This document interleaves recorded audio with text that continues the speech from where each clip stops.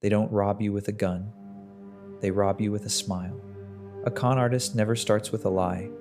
He starts with a gift, a compliment, a story that sounds like yours, a wound that mirrors your wound.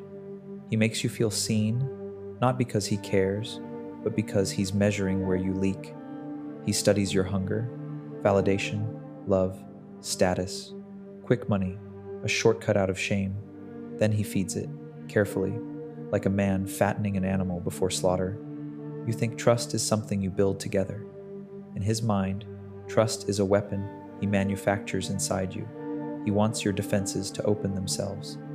He wants you to volunteer the keys, then thank him for holding them. That's the most humiliating part of the con. You are not forced, you are persuaded. And once you're invested, once you've publicly believed, once your ego is tied to the story, he flips the blade. Now every doubt you feel becomes your enemy. Every warning becomes an insult. Every friend who questions him becomes jealous. He doesn't just take your money, he takes your judgment. And when it's over, you're left with the worst wound. Not loss, self-betrayal. In this video, you're going to learn the exact sequence they use to earn your trust on command. Not the obvious scams, the ones smart people fall for because they think they're too smart to be fooled. You'll see how they pick you, how they mirror you, how they manufacture intimacy, and how they turn your own decency into a trap. More importantly, you'll learn how to break the spell without starting a war, how to spot the trust build that isn't trust at all, just pacing, how to test them without looking paranoid, how to stay calm while they rush you, how to walk away before you've invested your pride. Because once your ego signs the contract, your logic becomes their prisoner. And the goal is simple. They can't use your trust against you if they never get it in the first place. Let's begin.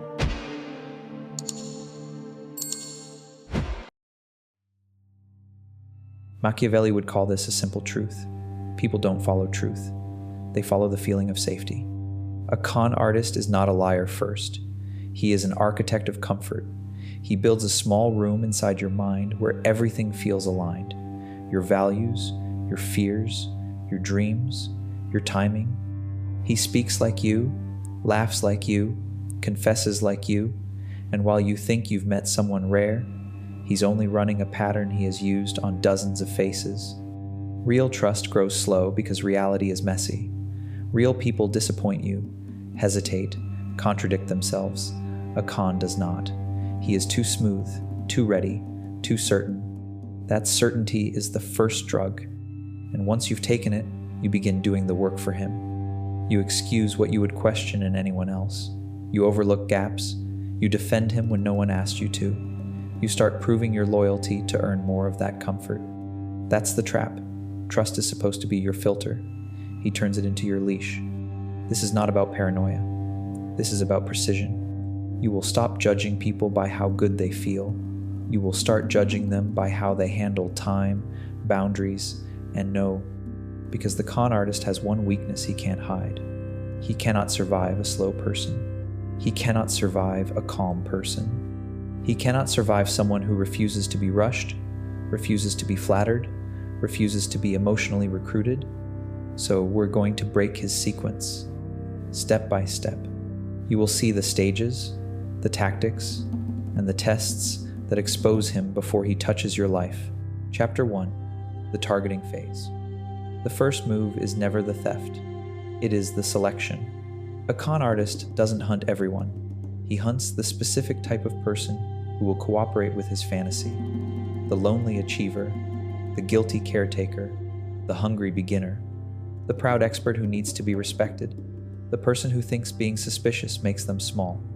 He watches for micro-signals. You over-explain. You apologize too quickly. You laugh when you're uncomfortable. You brag just a little because you want to be seen. Or you act too humble because you want to be chosen. To you, these are personality quirks. To him, they are handles. Then he approaches with something that looks like coincidence.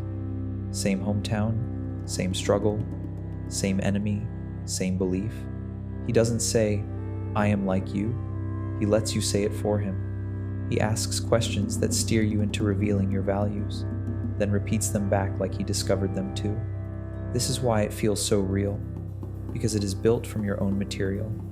He also makes you feel safe by looking slightly vulnerable. Not weak, just wounded in a respectable way. A betrayal story, a hard upbringing, a business mistake he learned from. The point is simple. If he shows you a scar, you assume there's a heart underneath. But the scar is bait. It triggers your role. If you are a fixer, you lean in. If you are a protector, you soften. If you are a competitor, you respect him. If you are lonely, you attach. And here is the quiet genius of it. He never asks for much at first. He asks for small agreements, small favors, small secrets. Not because he needs them. Because once you give a little, your brain starts defending the decision. You start saying, "He seems genuine. He opened up to me. I've known him for weeks now." Weeks is nothing, but your mind turns time into proof. That's the first cage. Not money, not romance, not commitment. Certainty. He makes you certain before you have evidence. And when you are certain, you become easy to steer. Chapter 2. The manufactured intimacy. After he selects you, he installs the illusion of intimacy. This is where most people lose, because they confuse emotional speed with emotional depth. A con artist compresses the timeline. He wants the relationship to feel older than it is. He does it with confession, constant contact, and manufactured similarity. He creates the sensation that you two are inside the same secret world. He'll tell you things that sound personal but cost him nothing. Regrets with no consequences. Pain with no accountability. Vulnerability that never makes him look guilty, only noble. It is not a real confession. It is a performance designed to make you confess back. And you will, because humans repay disclosure with disclosure. It feels rude not to. You start sharing details about your life, your fears, your finances, your relationships, your weak spots. You think you're bonding. He's mapping. Then comes the flattery with teeth. Not generic compliments, targeted ones. He praises the part of you that you secretly depend on. Your intelligence, your integrity, your loyalty, your work ethic, your taste. He makes you feel like your best self is finally recognized. Now he has leverage. Because the moment you accept that image, you'll fight to protect it. If he calls you sharp, you won't want to look paranoid. If he calls you loyal, you won't want to look disloyal. If he calls you special, you won't want to be ordinary and cautious like everyone else. This is how he uses praise as a restraint. Next, he isolates you without ordering you to isolate. He plants a little contempt for people around you. They don't get you. They're small-minded. They're jealous. They'll try to sabotage what we have. He frames your existing support system as a threat and himself as the only safe place. You think you're choosing him. You're being guided. And then he locks it in with repetition. Same good morning texts, same late night calls, same private jokes, same rituals. This creates a drug-like sense of stability. Your brain begins to expect him. Withdrawal starts if he goes quiet. So, when the time comes to ask for something, you won't be evaluating a stranger. You'll be defending a bond. That's the core mechanism. He doesn't steal your money first. He steals your baseline. Chapter 3. The Rush Trap. When the bond feels warm, the next move is pressure. A con artist cannot let time touch the story. Time brings questions. Time brings second opinions. Time brings reality. So he creates urgency like a fog machine. Suddenly, everything is happening now. The window is closing. The opportunity is rare. The threat is immediate. The paperwork must be done today. The decision must be made before they interfere. This is the moment where smart people get fooled and then defend it with pride. Because he doesn't just rush you. He frames the rush as competence. Fast is framed as decisive. Slow is framed as fear. Careful is framed as distrust. And because he's already praised you as sharp, loyal, special, you feel a quiet pressure to perform that identity. You don't want to be the cautious person who ruins the magic.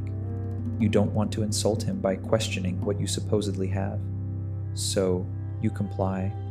Notice the language he uses when he pushes. It's never direct force.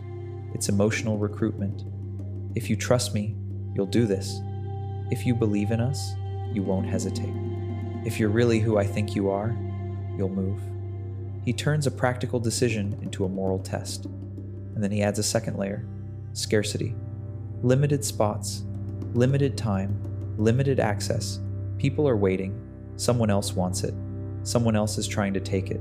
Scarcity makes the mind abandon analysis. It makes you cling, because losing hurts more than thinking. But the true reason for the rush is simpler. He needs you to commit before you can verify. Con artists hate verification. They hate written clarity. They hate third-party review. They hate slow logistics, because slow logistics expose contradictions. So they make the process feel smooth and private, just between us. No need to involve others. Keep it quiet. Move fast. Here is the rule of survival.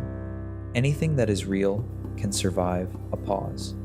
If a person punishes you for taking time, they are not protecting the deal. They are protecting the lie. Chapter 4. The favor hook. After the rush trap comes the cleanest tactic in the entire con. The small favor, not because he needs your help, because he needs your participation. He asks for something minor, a quick introduction, a tiny loan. A, can you hold this for me? A, can you sign for this? A, can you just confirm this? A, can you keep this between us? It's always framed as temporary, harmless, almost insulting to question. This is where your morality becomes the lock on your own cage. Because once you do a small favor, you become psychologically invested. Your brain wants to see itself as consistent. If you helped him once, it must mean he's trustworthy. If you vouched for him, it must mean your judgment is good. If you defended him, it must mean there was something worth defending. You start protecting the decision, not the person. And the con artist knows something most people don't. A person who has done you a favor feels powerful, but a person you have done a favor for feels attached. So he flips the script. He makes you the giver. He lets you feel generous, useful, chosen. He lets you feel like the one who rescued him, guided him, believed in him when others didn't. That's not bonding. That's installing guilt. Because later, when you hesitate, he can weaponize your earlier generosity. You helped me before. Why are you acting different now? I thought you were the one person who understood.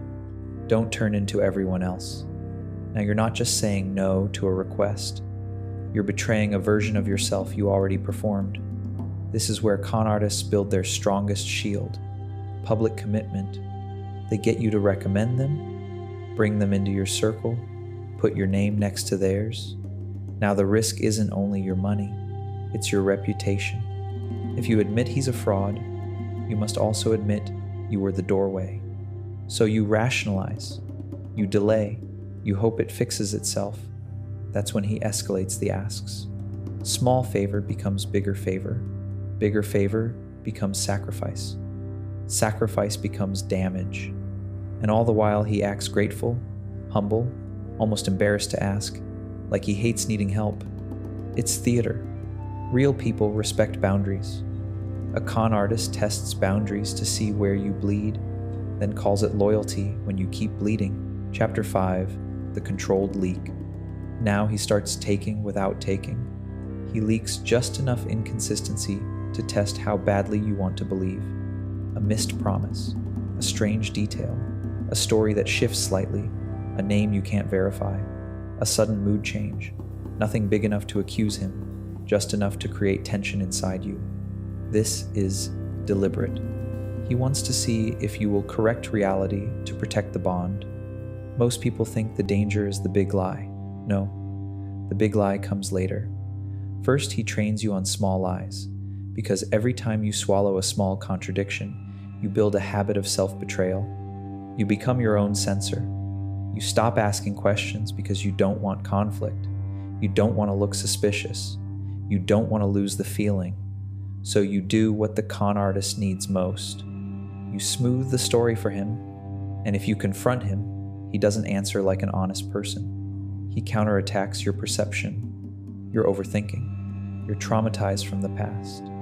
You're letting other people poison you. Why are you making this negative? Notice what's happening. He is not defending the facts. He is rewriting your right to ask. Then comes the pivot, the emotional reversal. He acts wounded by your doubt, as if your question is the betrayal. He makes you soothe him for the discomfort he caused you. Now you're not investigating him. You're comforting him. This is the most toxic form of power, when the victim becomes the caretaker of the offender's image. And when you apologize, something snaps into place in your mind. If I apologized, I must have been wrong. That's the lock. From here, the con artist owns a private tunnel into your judgment. He can do anything in the dark as long as he keeps you afraid of looking unfair. So here's the test that exposes him. A sincere person will clarify and slow down when you're uneasy. A con artist will shame, rush, and spin your emotion into evidence against you. He doesn't fear your questions. He fears your calm insistence on answers. Chapter 6. The extraction moment. This is the moment you think you're choosing. He doesn't snatch. He invites. The ask finally arrives, and it's dressed like logic. A business opportunity, a private deal, a chance to move together, a problem only you can solve, a situation where he is suddenly vulnerable, cornered, and needs one person who won't abandon him.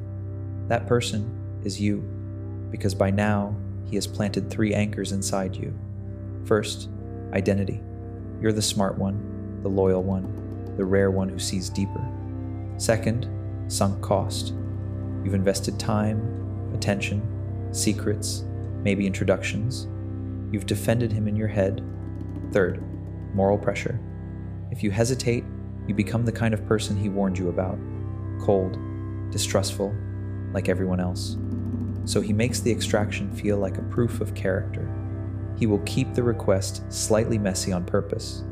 Not enough clarity, not enough documentation, not enough time, because clarity gives you handles to pull. Ambiguity gives him space to move. If you ask for details, he gives emotion. If you ask for proof, he gives a story. If you ask for time, he gives urgency. And if you say no, he doesn't accept it cleanly. He punishes the boundary. He becomes disappointed, hurt, quiet. He goes cold. He withdraws the warmth you've been living on, not to end the relationship, but to train you. Because con artists don't just want one yes. They want a person who learns that saying no costs them love. So you compromise. You do a smaller version. You offer a partial yes. That's enough. Because the first extraction isn't about the amount. It's about the precedent. Once you pay once, you're no longer a target. You're a source. Now he can return with a second crisis, a second window, a second only you. And each time you comply, you become more trapped. Not by him, by your need to believe you didn't misjudge. This is how the con becomes a loop. He takes something, then he feeds you just enough hope to make you stay, then he takes again. And the scariest part is that he will still sound grateful while he drains you. Predators don't roar, they reassure. Chapter 7, the aftermath script. After the extraction, the real theft begins. Not the money, not the access, the narrative. Because if you understand what happened, he loses control. If you name it, you break it. So he floods the aftermath with scripts designed to keep you confused, quiet, or complicit. First script, the delay. He buys time with small promises. Just wait. It's processing. There was a complication. Next week. Tomorrow. Monday. He drips hope like anesthesia. Not enough to fix anything. Just enough to keep you from acting. Hope is the leash. It keeps you polite while he disappears. Second script, the blame shift. If you push, he reframes the damage as your fault. You misunderstood. You rushed me. You didn't listen. You're being emotional. You're creating drama. Notice the move. He turns your demand for accountability into proof that you're unstable. Now, your energy goes into defending your tone instead of reclaiming your power. Third script, the shame trap. He hints that if you expose him, you'll expose yourself too. You'll look foolish. People will laugh. You'll ruin your reputation. He makes silence feel safer than justice. And most people choose silence, not because they forgive, but because they can't bear the humiliation. That's why cons spread. Not because they're unstoppable, because their victims don't want to become a story. Fourth script, the final gift.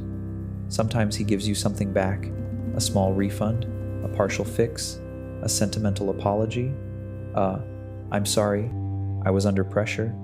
This is not redemption, this is containment. He's trying to reduce your anger to a manageable size so you don't destroy his access to the next target. Then he vanishes, or he hovers. Vanishing is obvious. Hovering is worse, because hovering keeps the emotional hook alive. He checks in, he acts friendly, he pretends nothing happened. He wants you to normalize the theft so your mind can file it as an unfortunate misunderstanding. And if you accept that framing, you become safe to exploit again. Here is what Machiavelli would understand instantly. The con artist wins twice. Once when he takes from you, and again when he convinces you to protect him afterward. The final stage is not a trick. It's the silence he persuades you to keep. Now you see the whole machine. They don't begin by taking. They begin by tuning you.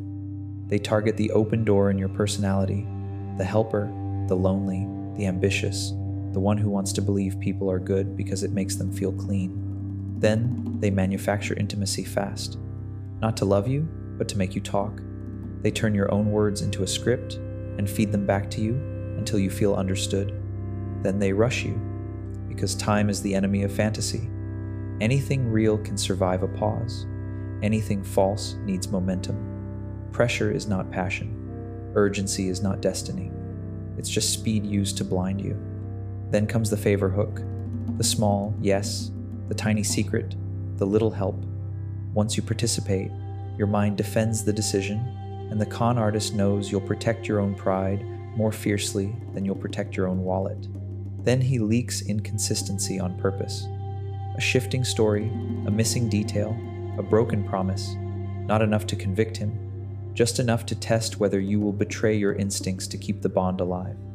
If you confront him, he won't clarify. He'll shame, he'll rush, he'll make your doubt the crime.